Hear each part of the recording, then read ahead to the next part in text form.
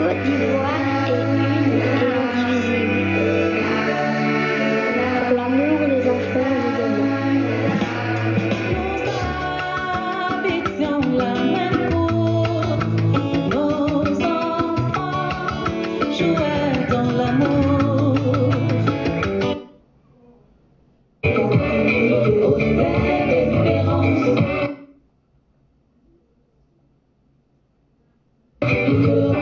Tu as défendu ta Côte d'Ivoire, j'ai combattu pour la mienne. Tu étais pour l'un, j'ai voté pour l'autre. Nous avons travaillé ensemble, partagé les mêmes plats. Tu m'as fermé ta porte et j'ai tourné mes pas. Tu as défendu ta Côte d'Ivoire, j'ai combattu pour la mienne. Au ciel d'espérance, nous te reconstruirons. Tu as défendu ta Côte d'Ivoire, j'ai combattu pour la mienne. Au ciel d'espérance, nous te reconstruirons. Tu pries Dieu en français, je l'invoque en arabe. Nos parents faisaient comme ça, et pourquoi pas nous? Tu as perdu ta sœur, elle était un modèle. Mon fils est mort sous les balles, en artisan de grandeur, en artisan de grandeur.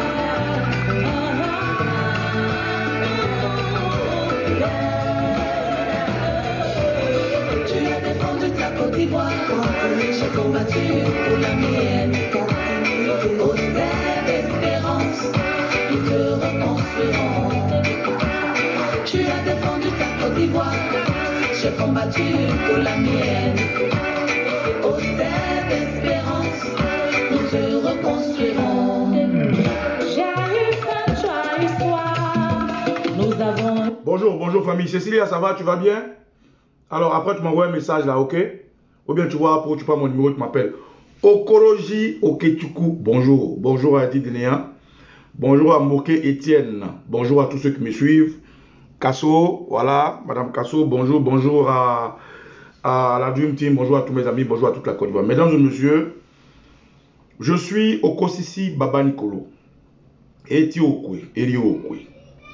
Adie Pototoli, Teti Petit Bam. Ce matin, comme beaucoup d'Ivoiriens d'ailleurs, vous attendez de voir notre réaction, je suis sûr.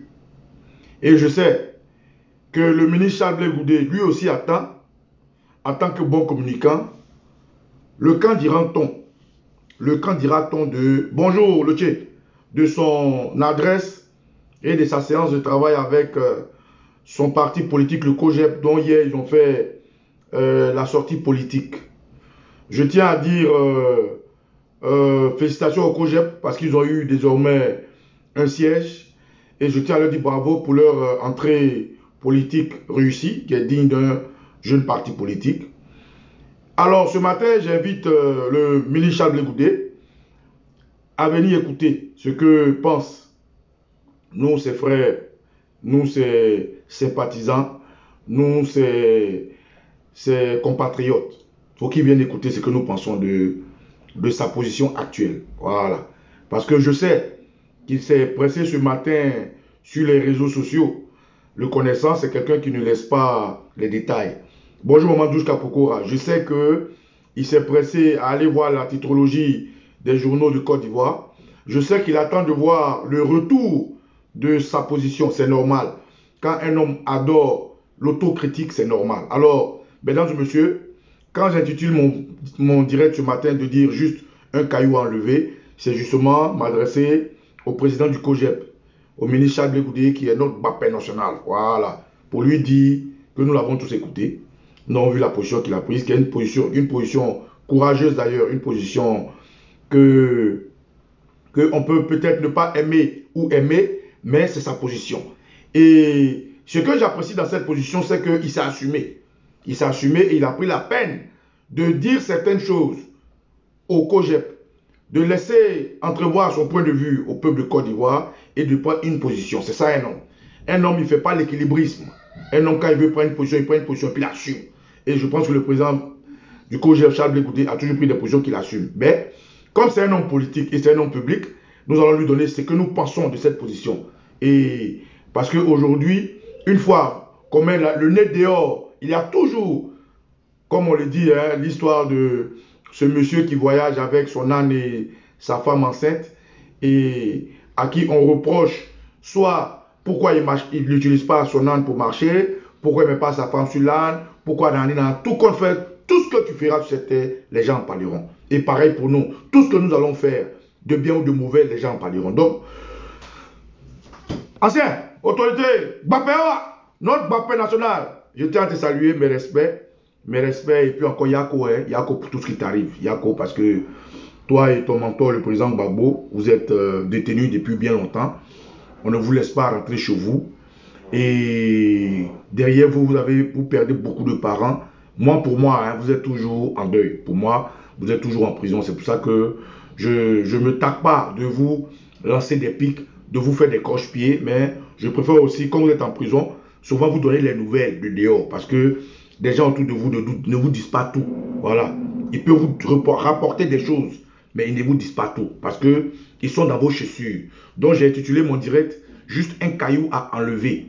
Un caillou à enlever où? Un caillou à enlever soit de la dent lorsqu'on est en train de manger, un caillou à enlever soit de la chaussure lorsqu'on veut marcher. Donc, chers confrères, chers Ivoiriens, je veux parler et échanger avec le président Charles Blé Goudé qui s'est adressé publiquement à nous et naturellement, ça aura un retour. Et c'est ce retour que moi, je vais faire en tant que citoyen ivoirien et en tant que quelqu'un qui prend la peine aussi de mener ce combat avec tous les Ivoiriens. Bonjour à Martaba, mesdames et messieurs.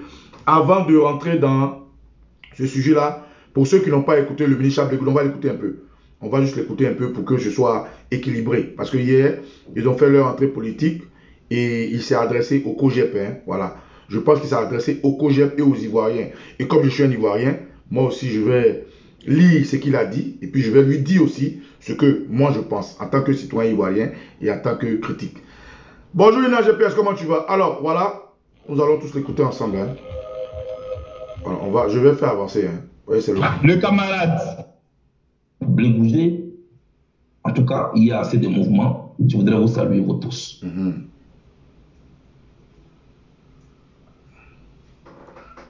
Johnny Ernest Adabou. Au moment où sont la classe politique, leurs dirigeants, car c'est le rôle des dirigeants et de servir des locomoteurs. Classe politique, leurs dirigeants.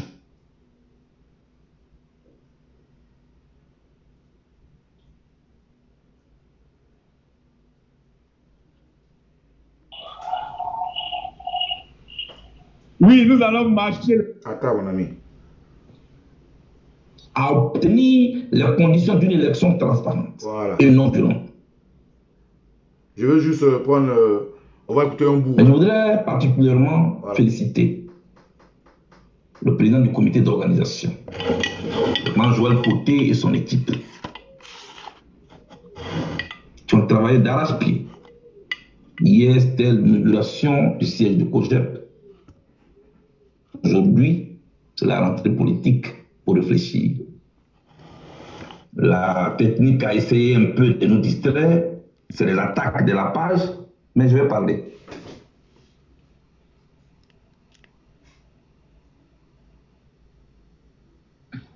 Chers amis, la rentrée politique du COJEP a lieu dans un contexte quelque peu particulier, un contexte post-électoral et un contexte pré-électoral. Pré-électoral par rapport aux législatives à venir. Post-électoral en référence à la présidentielle qui a occasionné beaucoup de morts, occasionné des déplacés, qui a occasionné des prisonniers, qui a approfondi le fossé sociale et qui a fait gagner en hauteur les murs de méfiance. À ce stade de mon propos, je voudrais humblement vous inviter à nous lever pour observer une minute de silence à la mémoire de tous les Ivoiriens disparus. Pour ne pas être long, Je me lève aussi. je vais faire avancer un peu, voilà, pour que je sois plus, voilà, soit plus intéressant. Je vais faire avancer un peu, voilà. Berlin, symbole du développement. Le compte a changé.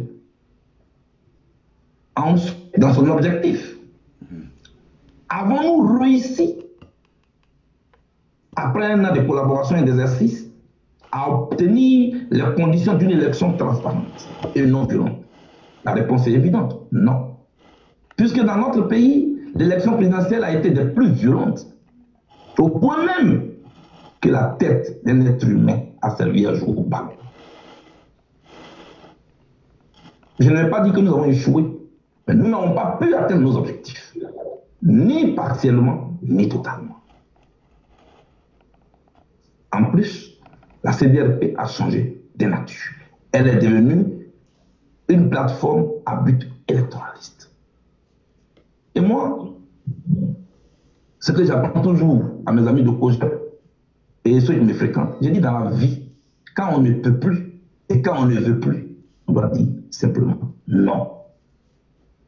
On n'a pas besoin de crier, on peut dire simplement non. Même en souriant, on peut dire non. Et c'est ce que nous avons fait. Parce que la nature a changé. C'est parce qu'on s'était dit.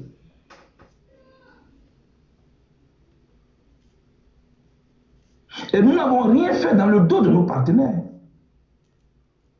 Le docteur Saraka, qui nous représentait à cette réunion, a signifié à nos partenaires, yeux dans yeux, que le COJEP sortait de cette plateforme avant que nous fassions une déclaration publique. Pour autant, j'ai toujours du respect pour le président Bédié et pour le PDCRDA.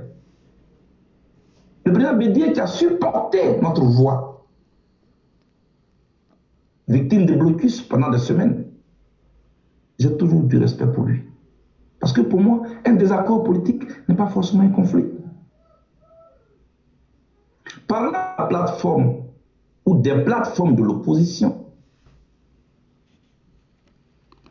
je ne serai pas trop prolixe là-dessus.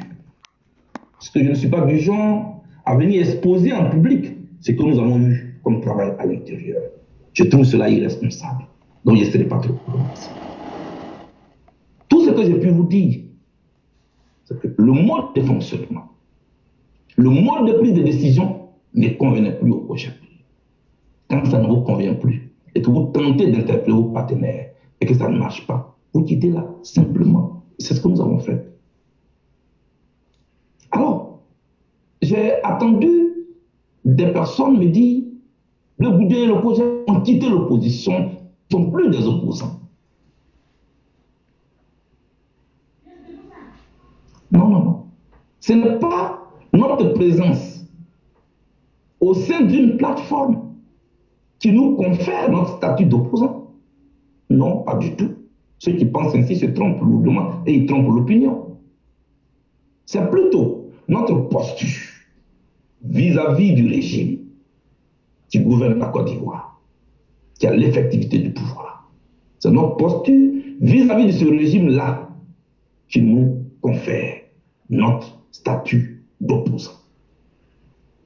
D'autant que nous ne sommes pas collaborateurs du pouvoir en place. Nous ne sommes pas membres du gouvernement. Nous ne sommes pas inscrits sur les mêmes listes en tant que partenaires pour aller au législatif avec le pouvoir. Nous sommes toujours des opposants. Et nous continuons d'avoir du respect pour nos partenaires. Je voudrais ici l'expliquer. On peut avoir un désaccord politique sans que cela soit un conflit.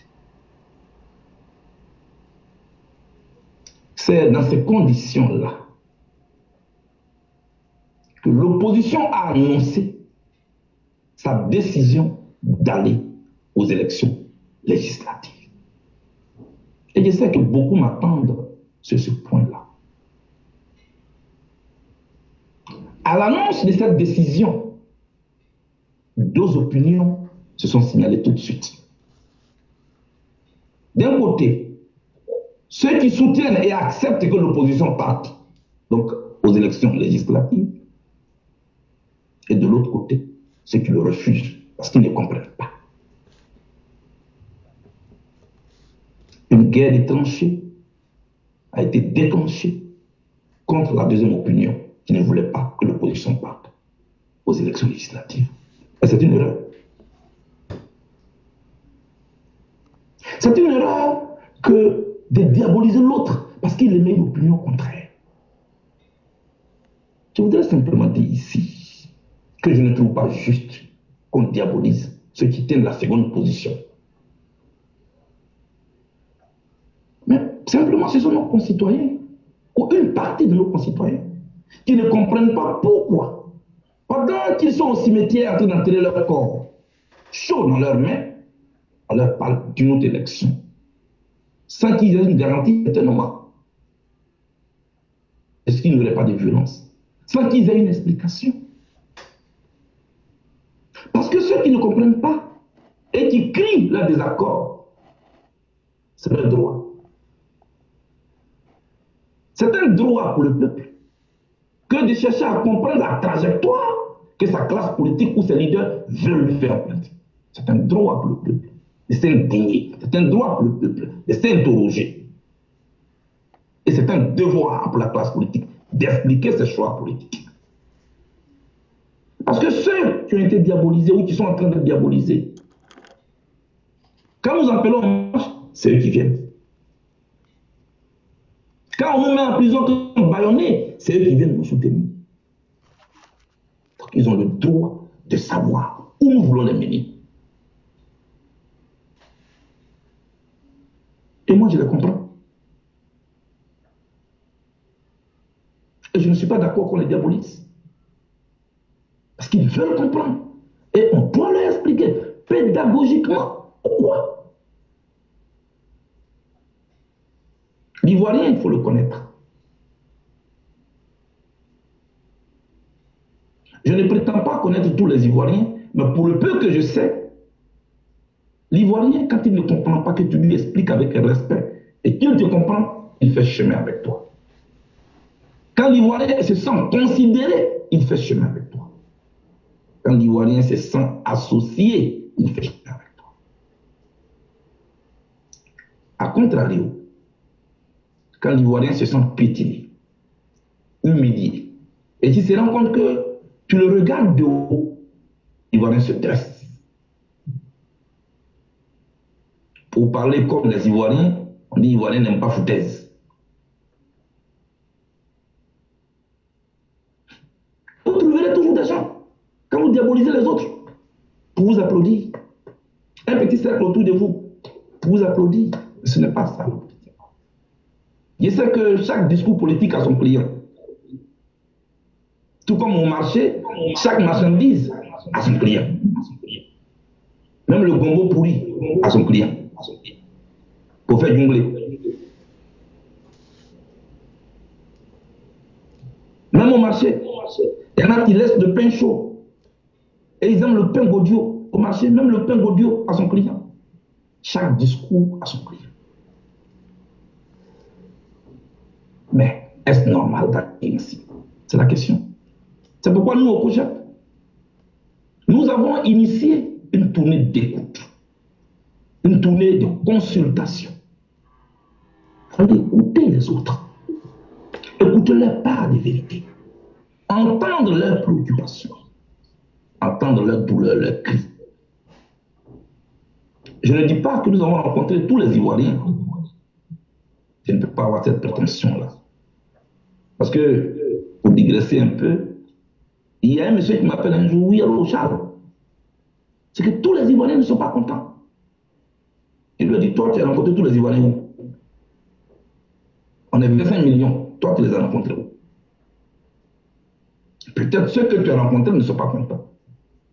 Parce qu'on se trompe souvent. Les Ivoiriens, les Ivoiriens. Il y a une partie des Ivoiriens que nous avons rencontrés, nous. C'est pourquoi je veux être modeste et mesuré. Ceux que nous avons rencontrés ne sont pas, en tout cas, des rapports qui sont sur ma table, ne sont pas contre les législatives dans leurs principes.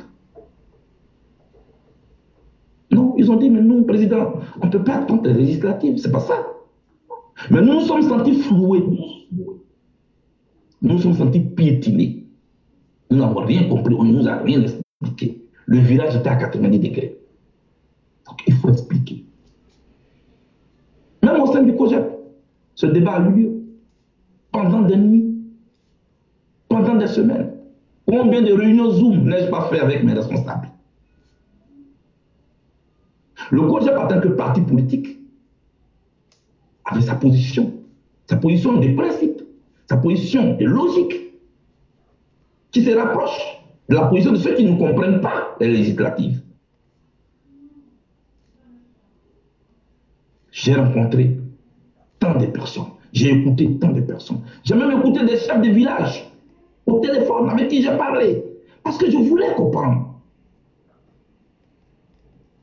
C'est là que je me suis rappelé. C'est là que je me suis rappelé. La vie d'un homme. Un leader. Que tout le monde respecte dans le monde. Tant en Afrique que partout. Nelson Mandela. J'ai été en Afrique du Sud. J'ai été à Mpumalanga. J'ai été à Soweto sur les traces de Mandela. Je voulais comprendre. J'ai aussi lu Mandela dans Conversation avec moi-même, dans Un long chemin pour la liberté. Et Mandela expliquait.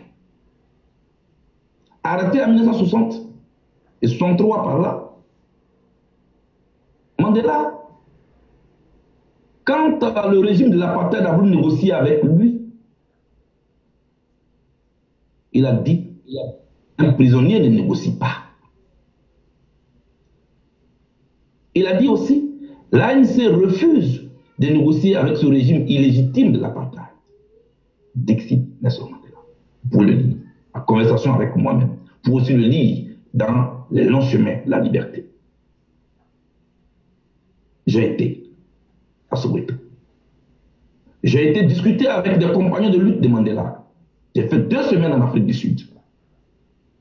Quand j'étais en Côte d'Ivoire, bien entendu.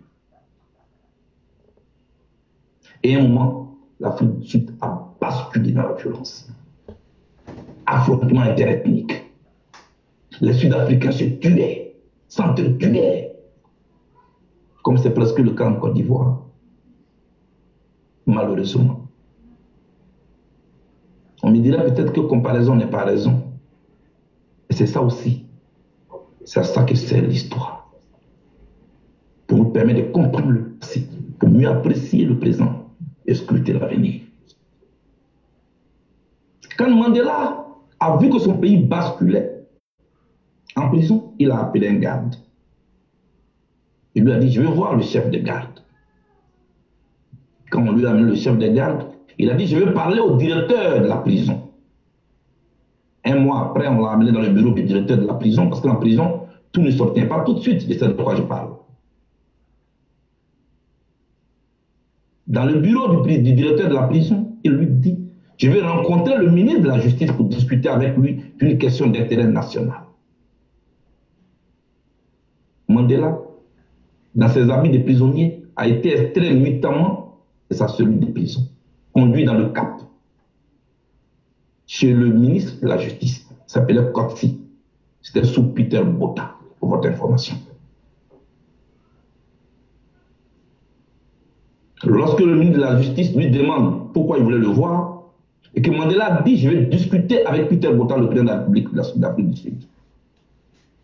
Le ministre sourit au coin et lui dit, mais monsieur Mandela, vous souvenez-vous, vous avez dit qu'un prisonnier ne négocie pas. Vous avez aussi dit que l'ANC ne négociera pas avec un régime illégitime. Alors pourquoi vous négociez avec vous? Et Mandela dit, oui, c'est moi qui l'ai dit. Et ma position a évolué. face à mon peuple qui s'entre-déchire, face à mon peuple qui se meurt, face à mon pays que je ne reconnais pas. S'il vous plaît, je vais rencontrer le président de la République. La suite, vous la connaissez. Après la discussion, Mandela est libéré le 11 février 1990 sous Frédéric de Klerk qui a continué les négociations. Et Mandela et Frédéric de Klerk, ensemble, ont eu le prix Nobel de la paix. Bourreau et victime, ensemble. C'est là que j'ai compris que ce n'est pas toujours que nous soyons contre. Ce n'est pas toujours qu'on fait ce qui est logique. Quand je ramène cette situation à la Côte d'Ivoire, que j'écoute mes parents, qui me disent, Charles, notre fils, cela fait plus de 10 ans que ceux qui nous représentent à l'Assemblée nationale ne sont pas nos choix, que ceux qui sont nos maires ne sont pas nos choix, et que des cadres aussi m'approchent, me disent, laisse-nous y aller. Quand nos parents pleurent, celui qui pleure avec eux, celui qui essuyons leurs larmes, celui qui sommes avec eux dans la douleur, dans les villages, dans les campements, nous voulons les représenter. On ne gagne pas un siège, on aura au moins gagné une expérience électorale. Ce soir, ce que je m'avais vous dit, ce n'est pas ce que vous avez envie d'entendre. Mais ce n'est pas toujours qu'on dit à l'autre ce qu'il a envie d'entendre. Mais on doit lui dire la vérité. Merci. Et je voudrais vous regarder droit dans les yeux et vous dire la vérité. Vous voudrez bien me pardonner. Mais entre ma position de logique, ma position de principe et les larmes de mes parents et les pleurs de mes parents, j'ai choisi d'être aux côtés de mes parents. Pardonnez-moi. Je vais vous choquer. J'ai accepté que mes camarades partent aux législatives. Et je voudrais l'assumer pour mes chefs.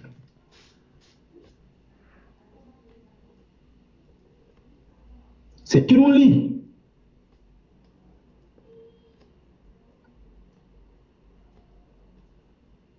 c'est la vérité. On souffre. Ils ont besoin de leur fils auprès d'eux.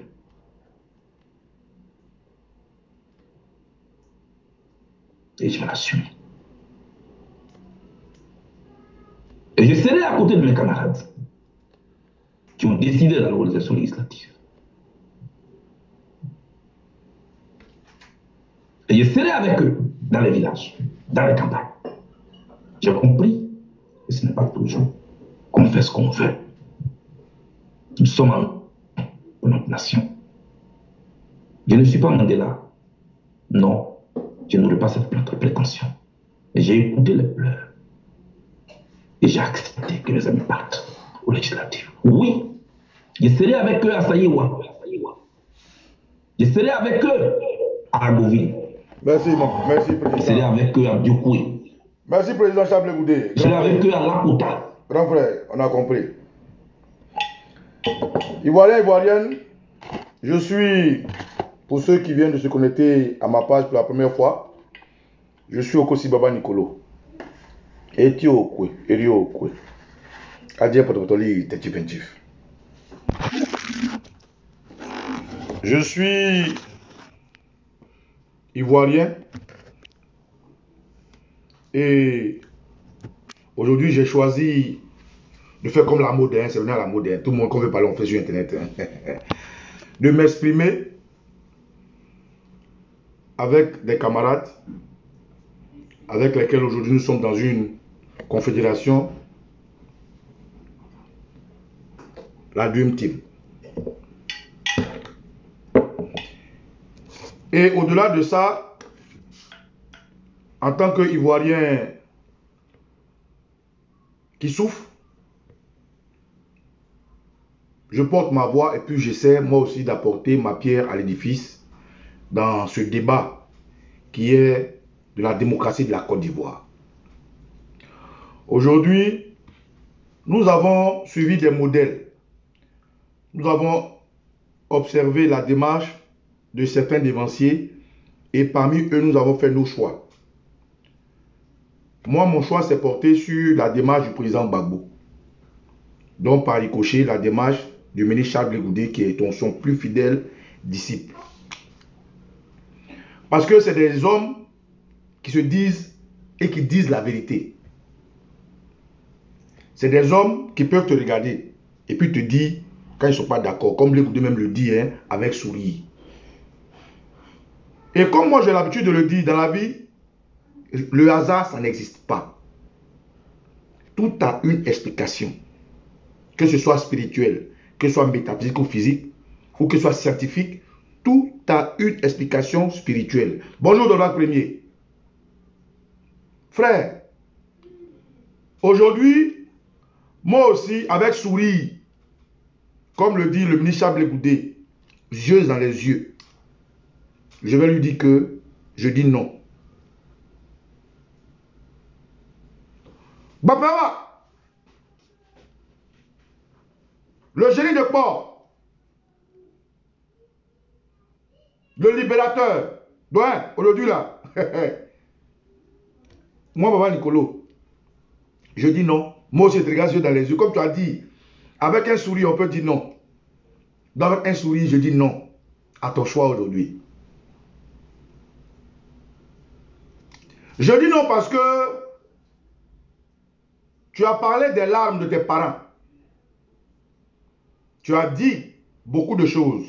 Je vais prendre certaines choses pêle-mêle. Tu nous as parlé un peu de Nelson Mandela. Et tu as dit que comparaison n'est pas raison. C'est vrai, comparaison n'est pas raison. Nelson Mandela, dans son temps, se battait contre l'apartheid. Nous nous battons pour dégager un monsieur qui a détruit notre démocratie. Ce n'est pas la même chose. Nelson Mandela, dans son temps,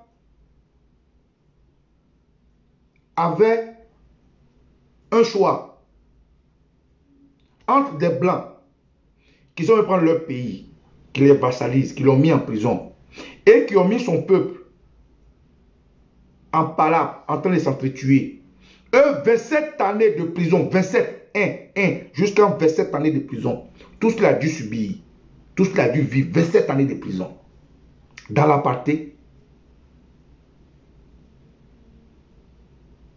Nelson Mandela a accepté 27 années de sa vie. Parce que lui aussi, il a dit non.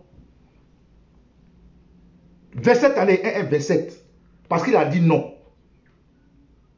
Il est resté droit. Jusqu'à ce que 27 ans après, quand tu as lu ces livres, moi aussi je les ai lus, il est par juste appréciation de la chose, 27 années après, décidé de mettre un pas en avant, 27 années. Donc oui, c'est vrai, comparaison n'est pas raison, concernant Nelson Mandela. Président, nous sommes au 21e siècle. Bapawa, nous sommes au 21e siècle. Lorsque,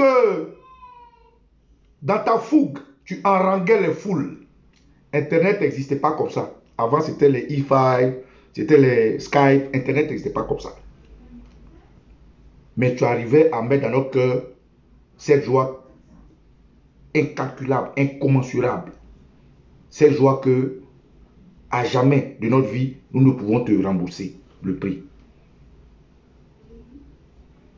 Lorsque tu haranguais ces foules, tu étais au sommet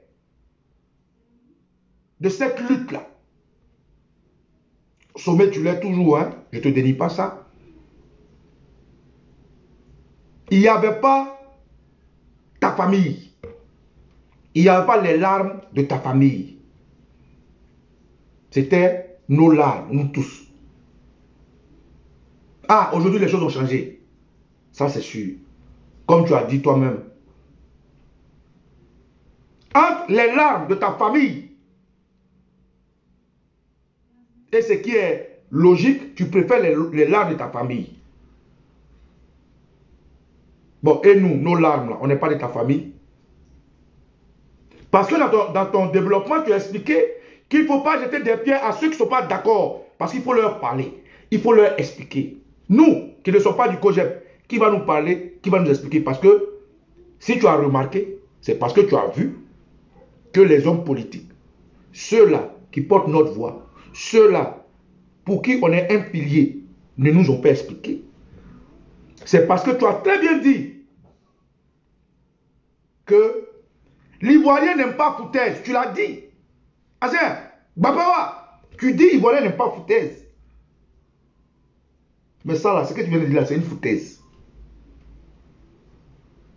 Parce que tu ne peux pas en même temps être en train de dire que tu concèdes à ceux qui ne veulent pas aller. Tu comprends. Parce qu'ils ne comprennent pas. Ils n'ont pas eu gain de cause. Ils sont floués.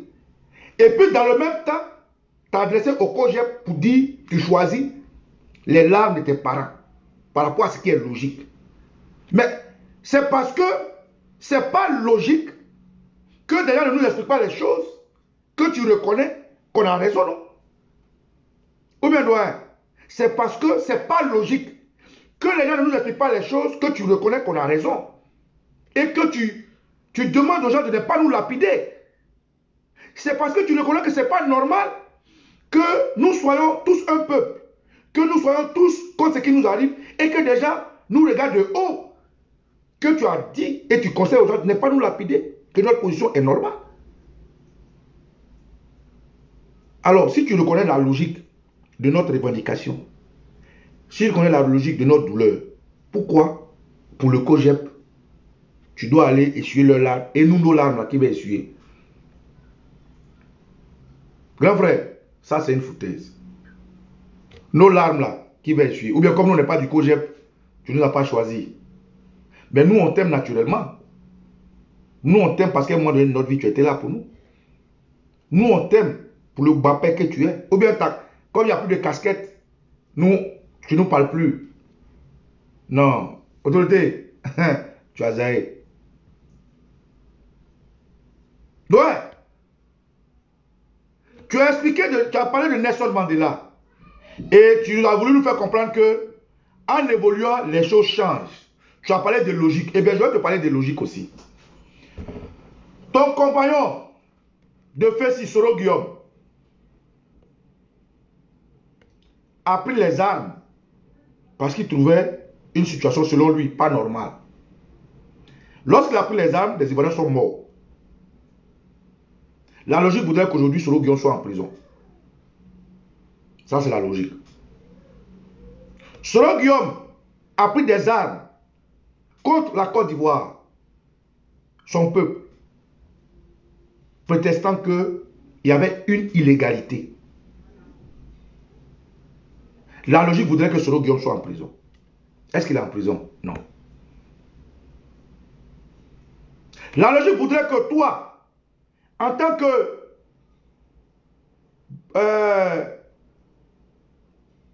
comment on appelle ça, victime de Sissoko Guillaume, la logique voudrait que toi, en tant que victime de Sissoko Guillaume, tu t'éloignes de lui et que tu demandes justice et réparation. Est-ce que tu l'as fait? Non. La logique voudrait que Dramane Ouattara, qui aujourd'hui, Sissoko Guillaume parlant, nous explique que c'est Dramane Ouattara qui l'a envoyé, soit en prison. C'est la logique. Donc, si tu comprends aujourd'hui qu'on ne peut pas toujours faire ce qui est logique, nous aussi on comprend que ta position là, qui n'est pas logique, peut être acceptée. Mais, quand tu dis que tu préfères les larmes de tes parents à faire ce que tu veux, c'est de la foutaise. Doyen, tu es devenu un homme politique aujourd'hui. Tu as ton parti politique qui a fait sa rentrée hier. Mais hier, là, quand tu partais en Côte d'Ivoire, là, Ouattara n'était pas au pouvoir. Quand tu avais laissé tes études pour venir, là, c'était le président Gbagbo qui était au pouvoir. C'est-à-dire, la situation qu'on vit aujourd'hui, là, et puis hier, là, comme il y a longtemps tu es en prison, tu ne sais pas. Ceux qui te rapportent là, ils ne te rapportent pas bien. Quand hier tu étais en Côte d'Ivoire, tu étais libre de tous tes mouvements. Tu étais libre d'aller et de venir. Tu étais libre de passer à la RTI quand tu voulais. Tu étais libre de passer à n'importe quelle radio. Tes artistes pouvaient chanter quand ils... Aujourd'hui là, ça n'existe plus. Grand frère, est-ce que tu sais ça? Hier, aujourd'hui, c'est pas la même chose. Il faut vite que tu rentres au pays. Ils t'ont trop gardé loin. Il faut vite que tu rentres au pays pour voir. Frère, aujourd'hui là, la logique n'est vraiment pas de mise, c'est vrai. Regarde-nous. Nous hier, qui étions à ton appel dans les rues, à barricader les routes, à tout faire, à fouiller dans les camions, et beaucoup de choses je ne vais pas dire. Aujourd'hui, moi je marche avec Soulé de Paris, qui n'a pas pris les armes, mais qui soutient Soro Guillaume. Je marche avec Amiral Blindé.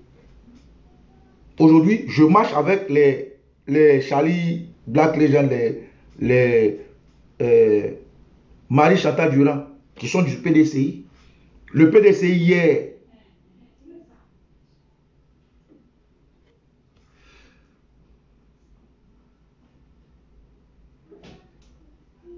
né le Pigarde Royal.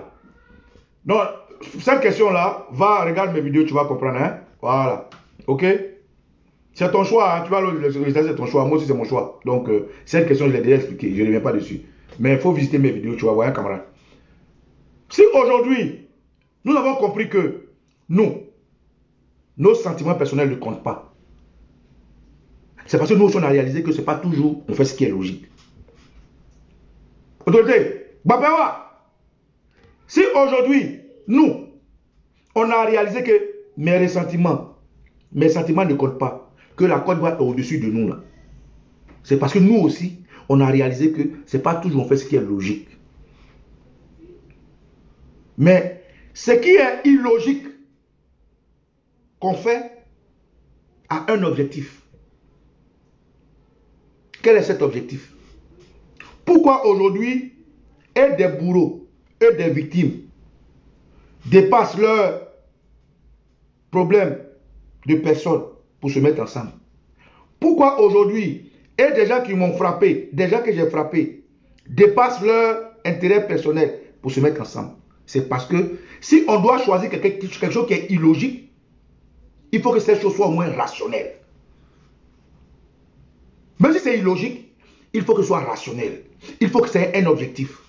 Notre objectif de nous mettre ensemble dans cette histoire d'illogique et dans cette histoire illogique, c'est qu'on mette l'intérêt de la nation en avant. Et l'intérêt de la nation en avant, c'est ce que j'ai intitulé juste un caillou à enlever. Si on s'est mis ensemble et on veut créer une unité, c'est parce que l'unité est une logique de force. C'est-à-dire, on se met ensemble dans un caractère illogique, mais on crée une logique de force. Donc, nous mettre avec nos bourreaux d'hier n'est pas forcément illogique. C'est parce qu'on veut créer une phase logique du combat. Donc, Ancien Mbappé, quand tu dis que ce n'est pas toujours on fait ce qui est logique, quand tu dis que entre les larmes de tes parents et ce qui est logique, tu choisis les larmes de tes parents, nous, nos larmes là, nous qui ne sommes pas du COGEP là, qui va choisir? Nous qui ne sommes pas dans les partis politiques là, qui va essuyer nos larmes? Qui va parler pour nous? Nous qui ne sommes pas d'accord, parce que, comme tu as dit, on ne comprend pas, les gens nous regardent du haut, parce qu'on n'est pas politicien, on ne compte pas, notre voix ne porte pas, on est nobody là, nos larmes là, qui va essuyer, puisque tu as choisi ton cas, hein? Tu as choisi d'aller au législatif. En tout cas, félicitations. Autorité Mbappé, en fait, ici, il n'est pas question d'illogique. Non. Ici, il n'est pas question d'illogique. Il est question de nation. Il est question de nation. Quels sont les pas qu'on pose pour la nation? C'est ces pas-là que toi, tu as posé hier pour la nation. Est-ce que tu trouvais logique de laisser ton école pour venir sacrifier ta vie pour la Côte d'Ivoire? Si tu me poses la question, je dis c'est logique. Parce que si tu vas à l'école, que tu réussis, ta valeur doit venir d'où? De tes parents. Oui. Est-ce que tu trouvais logique que pendant que ta femme, tes enfants comptent sur toi, tu les abandonnes. Tu abandonnes ta jeunesse pour venir en Côte d'Ivoire te battre. En ce moment, c'est logique.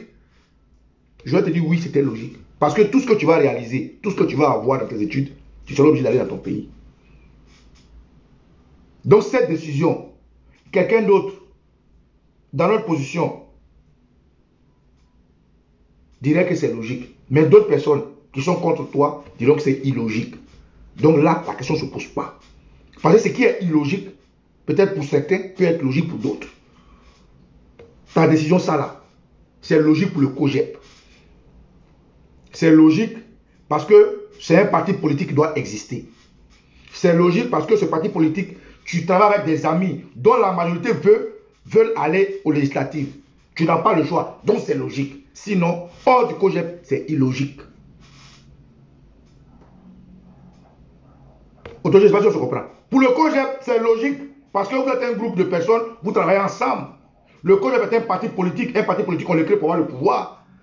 Donc eux, en tant que tes collaborateurs, en tant que tes confrères, qui pensent que c'est logique pour eux, en tant que parti politique, de contribuer au jeu politique, tu ne peux que, en tant que président, en tant que bon leader, naturellement, faire la place. Mais pour nous, c'est de la foutaise. Pour nous, c'est illogique. Illogique pourquoi?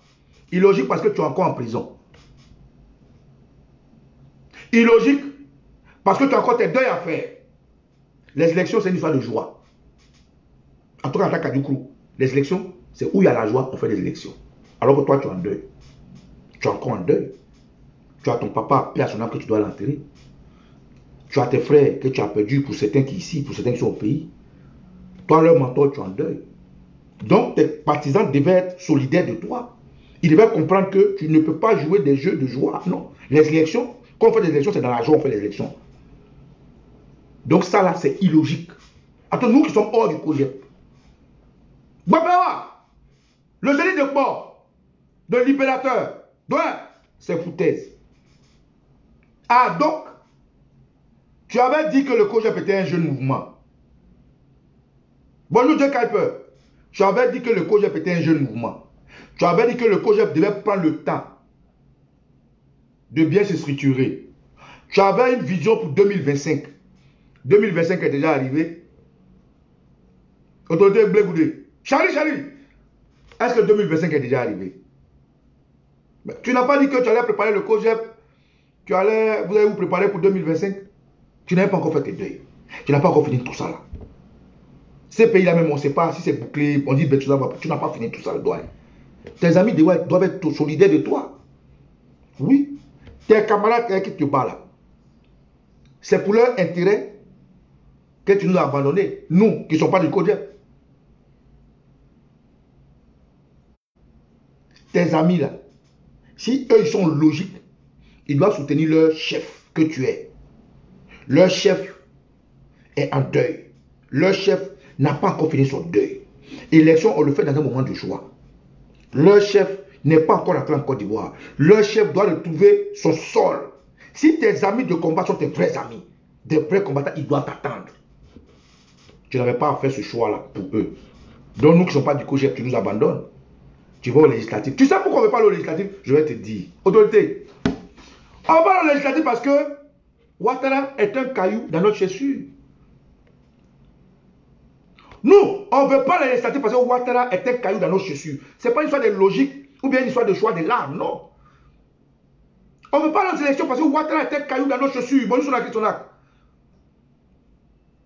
Mais Ouattara, c'est pas lui qui t'a mis en prison. Autorité Blé-Goudé. Mais tes amis là, qui t'ont demandé de faire ça, Ouattara, c'est lui qui t'a mis en prison. Ah, donc toi tu es en prison, il ne veut pas que tu rentres, et tes amis qui sont en Côte d'Ivoire, comme c'est un jeu politique, eux ils vont partir travailler avec celui qui t'a mis en prison. Donc, non, il faut me dire, tu vois, donc ce qui est logique pour le COJEP, c'est illogique pour nous. Ce choix-là, c'est vrai que tu voulais laisser les gens partir parce que tu les attends t'emmerder. Moi, je pense, tes amis qui sont au pays t'emmerdent, donc tu voulais laisser partir. Mais je sais que toi, au fond de toi, là, tu n'es pas d'accord. Moi, je sais qu'au fond de toi, en tant que l'homme que nous, on a vu, Charles Blé-Goudé, je sais que tu n'es pas d'accord. Mais tes amis, là, ce n'est pas de bons amis. Tes camarades, là, Ils ne sont pas bons. Sinon, ils allaient t'attendre. Ils allaient te comprendre. Vous n'êtes pas du côté du peuple. Non.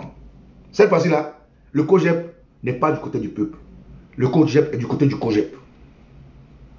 Et ce que tu as dit est clair. Tu dis que entre les larmes de tes parents et puis les choses logiques, tu préfères les larmes de tes parents. Ah bon? Ce n'est pas à cause des larmes de tes parents que tu as quitté tes études pour venir. Quand tu venais là, tous ceux qui te suivaient là, c'était tes parents. Ils étaient du COJEP. Nous tous on t'a suivi. Nous, nos larmes là, on dit on ne veut pas de Ouattara. Ou bien ça, tu t'es plus compte de ça. Nous aussi, on pleure, hein, ouais. Nous aussi, on dit on ne veut pas de Ouattara. Il y a un monsieur qui t'a dit, tu as dit qu'il y a un monsieur qui t'a dit, les Ivoiriens ne sont pas contents. Bon, l'autre était Maïsa. Et puis tu as dit au monsieur, tu les as rencontrés où? À Saint-Chali. Chali. Babawa. Ah, il y a un qui sont bons. Et même d'Admo, non, le fait de Yakpem.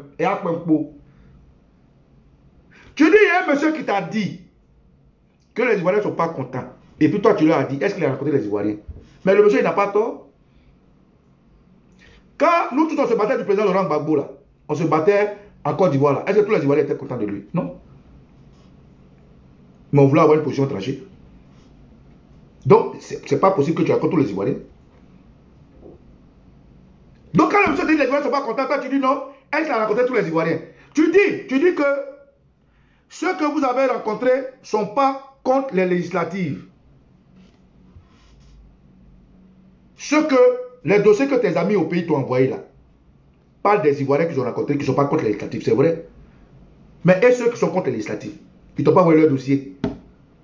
Parce que dans ton suite, tu dis que les papiers qu'on t'a envoyés là, les Ivoiriens que vous avez rencontrés, contrairement à ce que dit le monsieur que les Ivoiriens ne sont pas contents, ce que votre campagne de rencontre a rencontré, ils ne sont pas contre les législatives. Eux, c'est justement parce qu'on les a pas expliqué.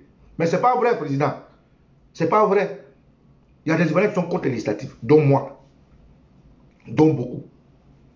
Tu sais pourquoi ces Ivoiriens ne sont pas contre les législatives? Parce qu'ils ne veulent plus de Ouattara. Parce que pour eux, on dit on ne veut plus de Ouattara au pouvoir. Pas parce que nous on veut, mais parce que la Constitution ne permet pas à Ouattara d'être au pouvoir. Donc quand tu dis que tu as envoyé un papier, que les Ivoiriens que vous avez rencontrés ne sont pas contre les législatives, c'est vrai. Mais ils ne t'ont pas tout dit. Il y a peut-être des Ivoiriens qui ne sont pas contre les législatives. Mais il y a des Ivoiriens qui sont contre les législatives. Et ils sont contre les législatives parce que pour eux, il y a une seule porte d'entrée. Non à Ouattara, respect à notre constitution. Une seule porte de sortie. Non à Ouattara, respect à notre constitution. Non, Charlie, autorité, tu as zaï. Oui, je te dis, tu as zaï. Tu as dit que même elle, le seul, on peut dire non. Tu as zaï. Tu as zaï parce que les larmes dont tu parles, les larmes de tes amis, de ta famille, les larmes de tes parents. Nous, on dit non, là, on n'est pas tes parents. Ou bien nous, on n'est pas beaucoup, donc pour nous, c'est pas grave. C'est vrai, la démocratie, c'est difficile. La démocratie, c'est difficile. C'est la majorité qui remporte. Mais est-ce que tu as fait le sondage pour être la majorité? Non. Donc, moi, je vais te dire, moi, je fais seulement vidéo. Il y a des gens qui nous appellent. Il y a des gens qui nous écrivent. Autorité, les gens ne sont pas d'accord. Ce que le monsieur t'a dit, il t'a dit la vérité. Les Ivoiriens ne sont pas d'accord. Les Ivoiriens ne veulent plus voir Ouattara. Ils ne veulent plus le voir. Toi-même, il t'a mis en prison. Tu sais que toi-même, toi et moi, toi, je sais que toi, tu ne veux plus de Ouattara. Donc, tu as préféré laisser et faire plaisir à tes amis, tes collaborateurs, parce qu'ils ont été là pour toi. Parce qu'ils ont tenu le parti vivant. Et puis, tu as préféré nous abandonner. Ça, c'est le premier point. Le deuxième point. Donc, tu dis que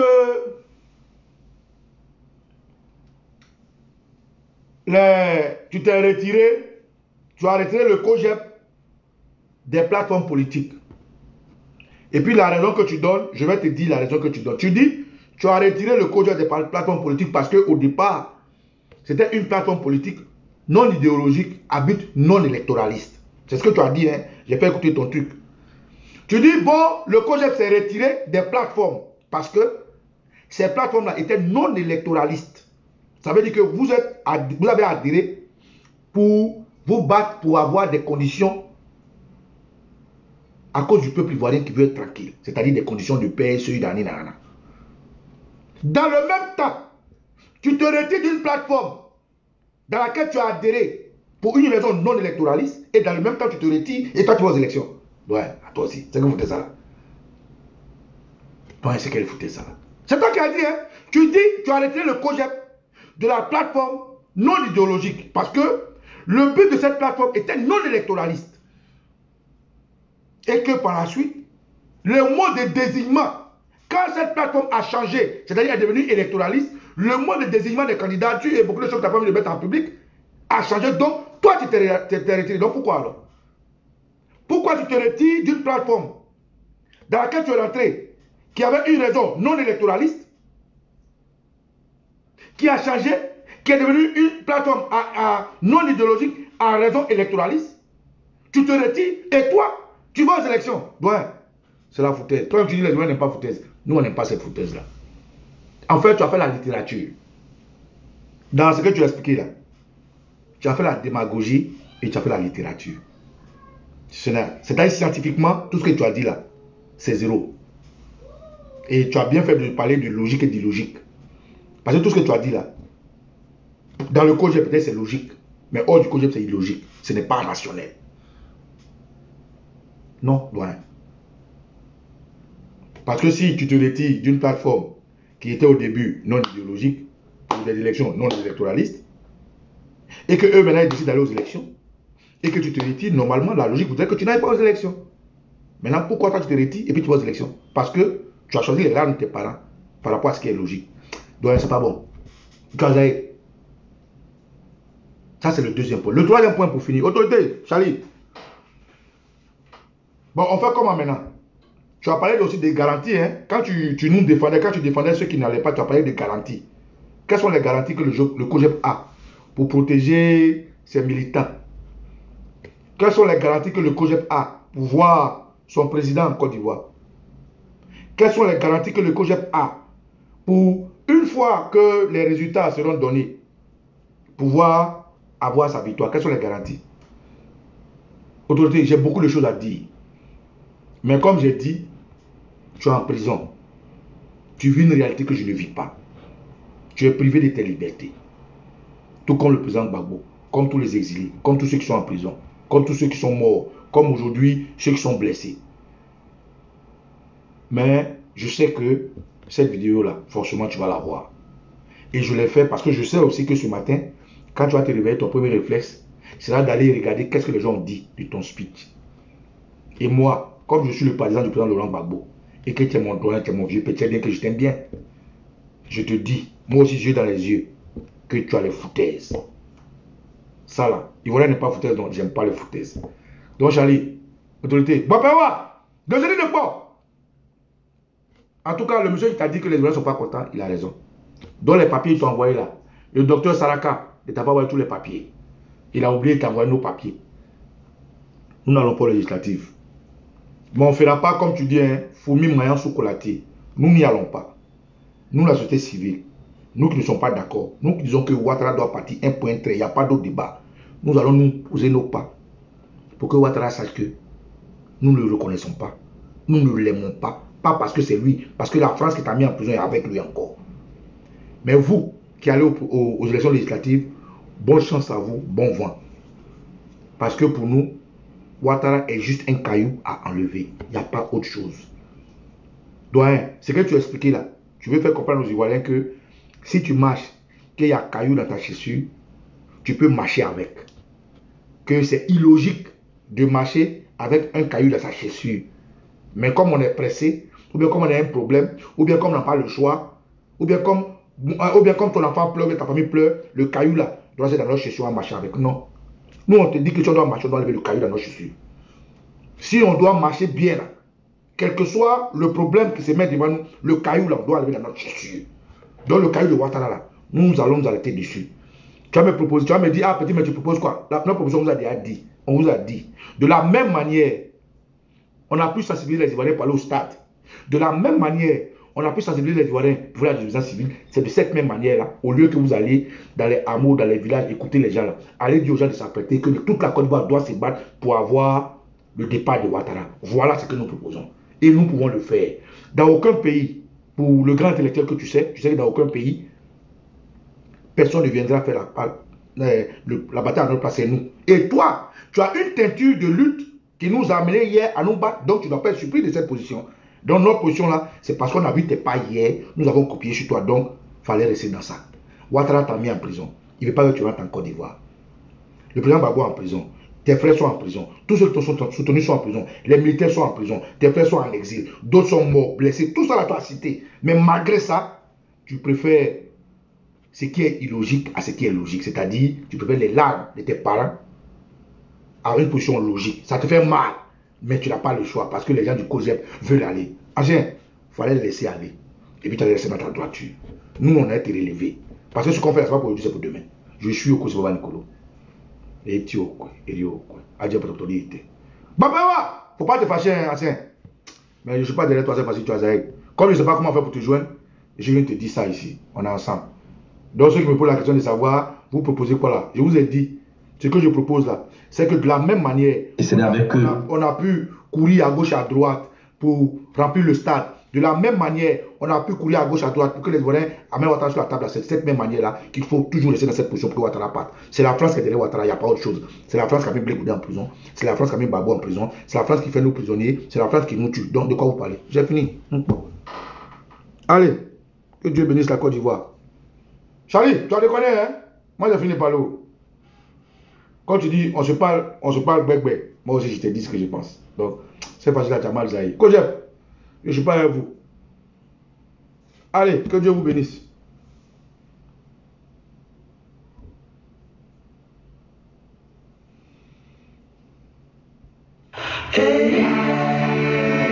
La Côte d'Ivoire est une et indivisible. Pour l'amour, les enfants et le bonheur. Nous habitons la même cour, nos enfants jouaient dans l'amour. Tu étais pour l'un, j'ai voté pour l'autre. Nous avons travaillé ensemble, partagé les mêmes plats. Tu m'as fermé ta porte et j'ai tourné mes pas. Tu as défendu ta Côte d'Ivoire, j'ai combattu pour la mienne. Au sein d'espérance, nous te reconstruirons. Tu as défendu ta Côte d'Ivoire, j'ai combattu pour la mienne. Au sein d'espérance, nous te reconstruirons. Tu pries Dieu en français, je l'invoque en arabe. Nos parents faisaient comme ça, et pourquoi pas nous? Tu as perdu ta sœur, elle était un modèle. Mon fils est mort sous les barrages, en artisan de grandeur, en artisan de grandeur.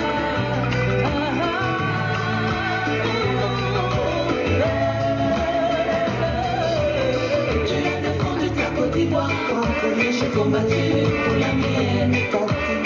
Au sein d'espérance, nous te reconstruirons. Tu as défendu ta Côte d'Ivoire, j'ai combattu pour la mienne. Au sein d'espérance, nous te reconstruirons. J'ai eu faim, tu as eu soif, nous avons eu peur, nos enfants ont pleuré. Alors merci, c'est sous le son de Niaoré Dobé et puis de comment il s'appelle matin? C'est Dobé Niaoré et puis Manu Gallo. Voilà, le titre c'est Ma Côte d'Ivoire. Allez taper sur YouTube, télécharger, c'est un bon son, c'est ce son là qui va nous accompagner tout ce mois. Ah, Etienne me laisse, c'est chose, attends, hein. C'est Dobé Niaoré en featuring avec Manu Gallo. C'est les deux dames, les deux grandes dames qui ont chanté cette Côte d'Ivoire. Le titre c'est Ma Côte d'Ivoire et c'est ça qui va nous accompagner tout le long de ce mois de février. Mesdames et messieurs, nous sommes en février. Nous allons commencer à préparer la Côte d'Ivoire, préparer les Ivoiriens. À ce que ceux qui ne sont pas d'accord avec cette législative et qui pensent que c'est logique, préparez-vous. On va travailler ensemble. Et puis, je tiens à vous informer. Non, je vais vous donner l'information après que la DUPIM existe. légalement maintenant. On est ensemble.